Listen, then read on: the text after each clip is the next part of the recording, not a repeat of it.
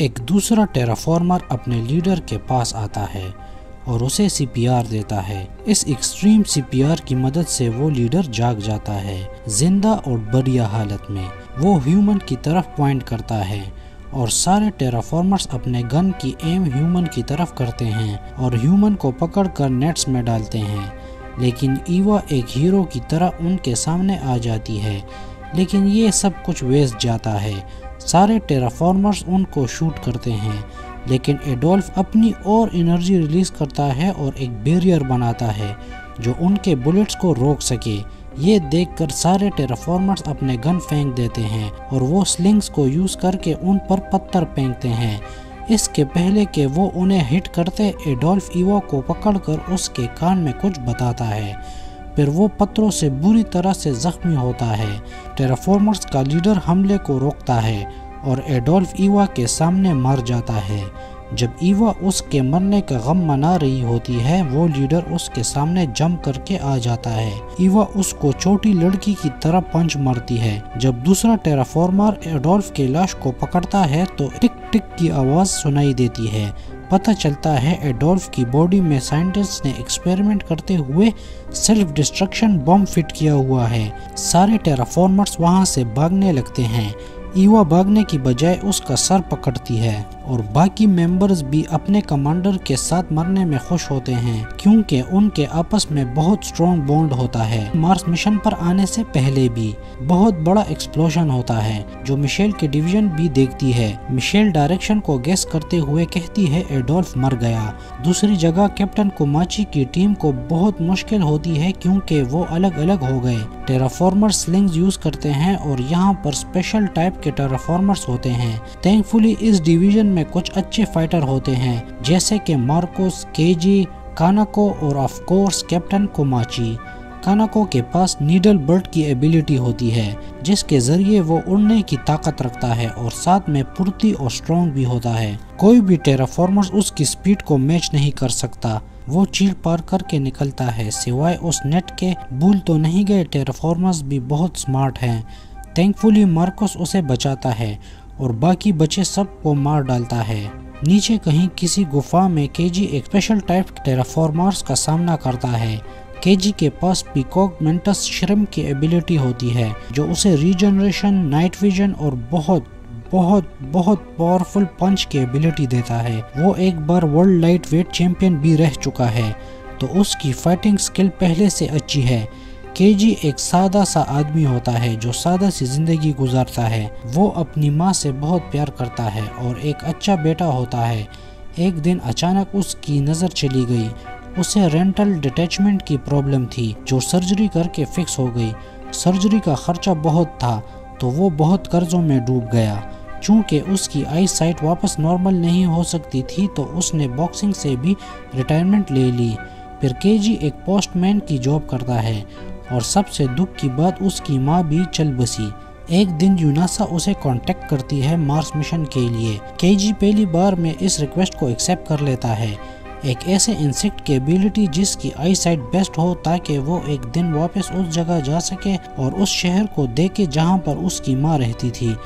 تو اسے peacock minutes شرم کی ایبیلٹی ملتی ہے جس سے وہ سٹرونگ پنچز مار کر شیل توڑتا ہے۔ لیکن کیجی کا اپوننٹ ایسا ٹیرافارمرز ہے جو ایسے انسیکٹ میں ایوولو ہوا ہے جس کی شیل بہت ہارڈ ہے۔ یہ دو برابر پاورز کے درمیان بیٹل ہے، ان کے درمیان دلچسپ ہینڈ ٹو ہینڈ فائٹ ہوتی ہے اور کیجی اس کے اٹیک سے بچتے ہوئے اس کے آرمر پر کچھ کریکس کرنے میں کامیاب ہوتا ہے۔ اچانک سے وہ رونے لگتا ہے اپنی ماں اور دوستوں کو یاد کرتے ہوئے۔ ٹیرافارمر اس کا فائدہ اٹھاتے ہوئے اس کو ایک پنچ مار کر دیوار پر پھینک دیتا ہے، لیکن کیجی کے پاس فرینڈ شپ کی پاور ہوتی ہے۔ وہ اٹھتا ہے اور اس کو اپنے ایک دوسرے ٹف باکسنگ میچ کے ساتھ کمپیئر کرتا ہے جو وہ پہلے لڑ چکا تھا۔ اس سارے ڈیفیکلٹ مومنٹ میں وہ ہمیشہ اپنی موم کی آواز سنتا تھا جو اسے حوصلہ دیتی تھی۔ اب اس کے پاس ایسے نئے دوست تھے جو اس کے ساتھ بہت خوش ہیں۔ کیجی بھی خوش ہے تو کیجی اس ٹیرافارمرز کو ایک پنچ کے ساتھ مار ڈالتا ہے۔ اب ہمیں کچھ سالوں پہلے کا وقت دکھایا جاتا ہے۔ یہ سیکنڈ مشن ہوتا ہے مارس پر جانے کا جسے بگز 2 مشن کہتے ہیں۔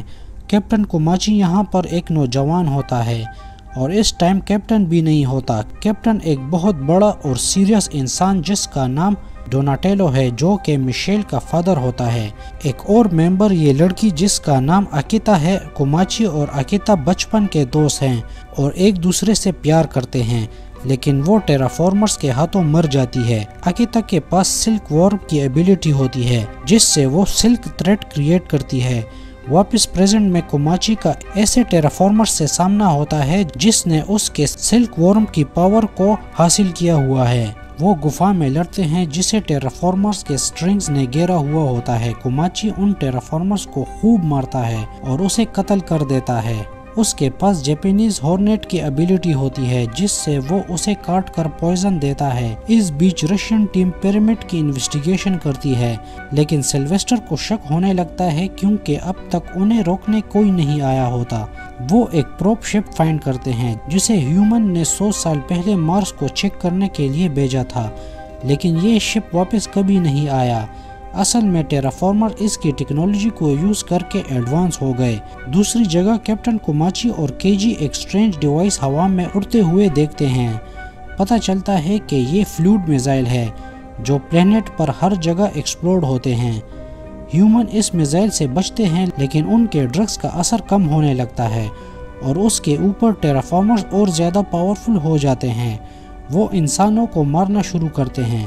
رشین ٹیم ایک کنٹرول روم فائنڈ کرتے ہیں جس میں ڈھیر سارے پلانس اور بلیو پرنٹس ہوتے ہیں اسپیس شپس اور میوٹیشن کے لیے۔